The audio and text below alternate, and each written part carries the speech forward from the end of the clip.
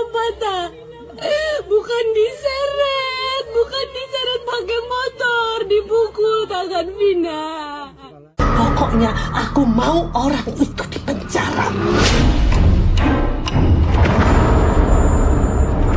Yang kabur ke Jakarta itu jangan lupa. Itu anaknya itu.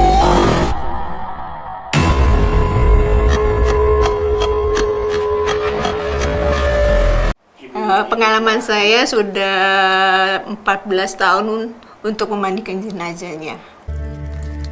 Saya juga ada pengalaman yang tidak bisa kita di luar nalar. Ya, dia bangun. Matanya melek. Keluar sesuatu dari mulut. Dan lain-lain banyak. Ya, sebenarnya Emang kalau mandiin jenazah gitu nggak bisa sembarangan orang? Nggak bisa. Katanya kalau pas mandiin gitu ada aib-aib yang keluar. Ada yang, ya mohon maaf sebenarnya nggak boleh diceritain. Ada yang melek gini. Kalau yang susuk keluar susuk? Kalau yang susuk, ya ada. Keluar apa ya? Serbuk kayu, tapi yang tajam. Keluar dari mana, Bu? Ada yang di sini, ada yang di bibir. sih nggak boleh diceritain ya, dikarenakan untuk bisa ada ilmu nanti dari orang ilmu atau untuk pembelajaran kita nanti, dikarenakan untuk mendapat amal ibadah untuk nanti di akhirat dan juga untuk mendapat kebaikan di dunia. Sekitar sampai setengah 6 sore, tiba-tiba pintu poli gigi itu kegeser dan masuklah perempuan ini. Dia jalan sendiri ke kursi dental dan duduk memposisikan dirinya tuh sedikit aneh. Tapi dia tuh badannya tegap, kakinya ngangkang ke depan. Terus naik kakinya apa enggak? Naik di tempat duduk tapi ngangkang kayak gini. Kakinya naik tempat duduk? Naik. Dia tuh udah naik. Dan tapi kan posisinya ngangkang gitu kan. Terus kepalanya madep ke atas, Bang. Terus si Arum nanya ke perempuan itu kayak, Mbak, mohon maaf namanya siapa, mau kita catat gitu. Perempuan itu jawab, Bang. Jawab tapi pelan. Lebih kayak bisik-bisik. Dan itu gerakan mulutnya kayak di slow mo. Kayak pelan banget, kayak cuma gitu-gitu dong. Dan nggak lama setelah itu kita notice ada cairan kayak air liur keluar dari ujung bibir sampai ke leher, itu ngalir deres banget. Kayak orang air liur segitu kan biasanya nggak lazim ya, biasanya orang nggak memproduksi air liur sebanyak itu juga kan, karena itu deres banget kelihatan sampai ke bawah.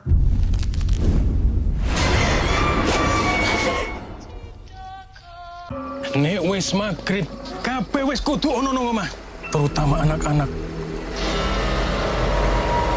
Oi, akan mengandung anak kembar. Mau dikasih nama siapa?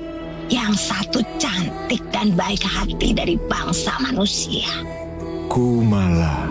Dan yang satunya lagi, buruk rupa dan nakal dari bangsa iblis. Sumala.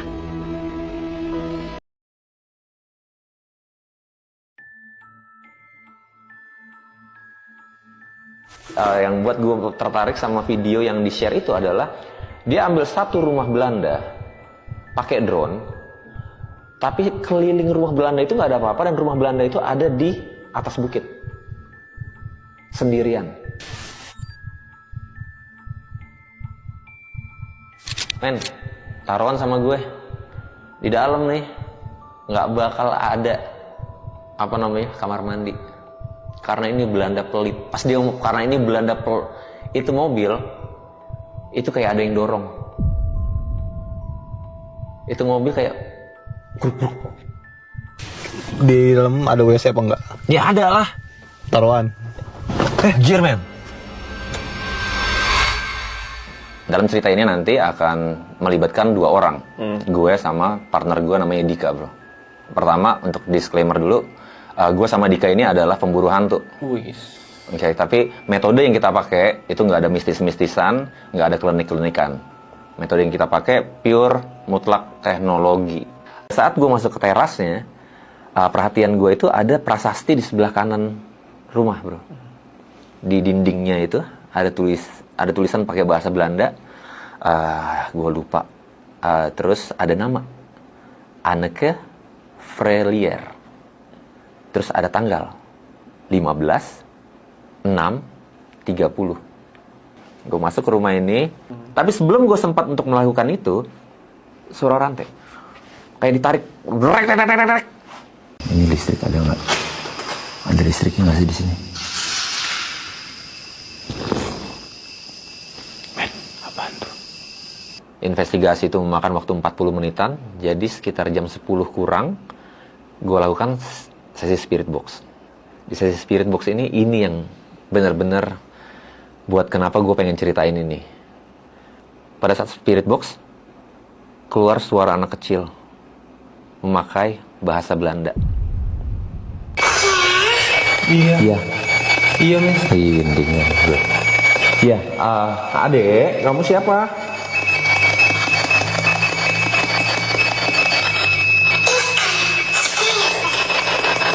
Apa?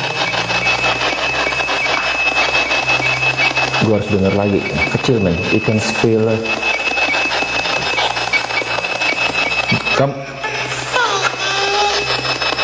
Gue nggak tahu ini siapa ya, tapi gue selalu bertanya, ada Anneke Frelier nggak? Mas gue ngapain gue ngomong sama anak kecil? Gue pengen ngomong sama si Anneke Frelier ini loh. Nggak lama ada suara nggak tahu nenek-nenek atau ibu-ibu itu marah-marah. Kedengaran di spirit box. Pakai bahasa Belanda. Dia ulang berkali-kali, blood, kayak gitu. Itu diulang. Diiring kata-kata blood. Dia muntah darah. Anjir. Hah? Kenapa?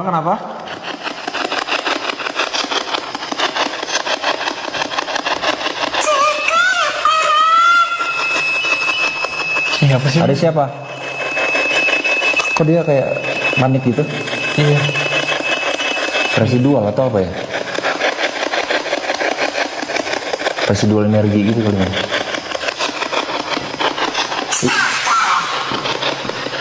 Beda, men. Men, halo, siapa di sini? Pusing nih gue. Tepuk tangan. Hah? Men, siapa ini? Tunggu, men. Kang. Gelot. Anjir, Dika muntah lagi. Gue ngeliat dia kayak gitu, gue udah gak peduli sama spirit box, bro. Kenapa? Sus, ini anak saya kenapa ya? Kenapa? Ini anak saya karena kepanasan kali ya? Atau ngigo ya? Tunggu sebentar ya. Yesus.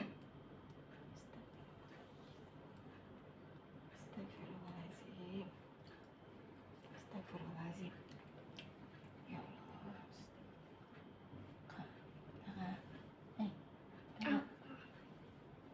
Ini siapa? Kenapa sih?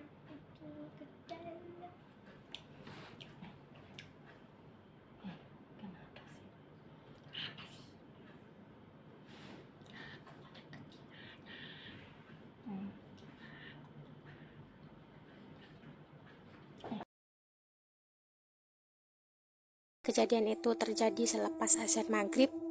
Kebetulan Pak Effendi yang sedang berjaga di kantor tersebut.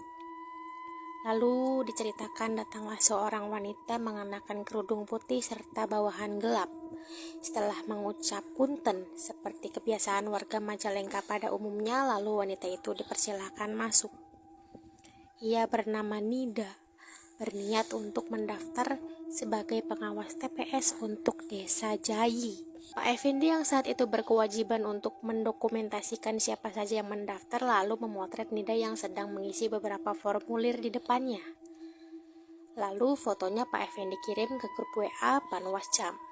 Namun tidak beberapa lama ada Eis yang juga dari Desa Jayi menanggapi foto kiriman Pak Effendi. Eis bilang foto yang dikirim Pak Effendi kosong, tidak ada orangnya, tolong periksa lagi. Melihat balasan itu, Pak Effendi memeriksa kembali foto yang baru saja ia ambil. Dan memang benar, hanya terlihat pemandangan kantor yang kosong, kertas di atas meja, serta sebuah pulpen yang berdiri. Pak Effendi juga tiba-tiba tidak melihat keberadaan Nida, yang ia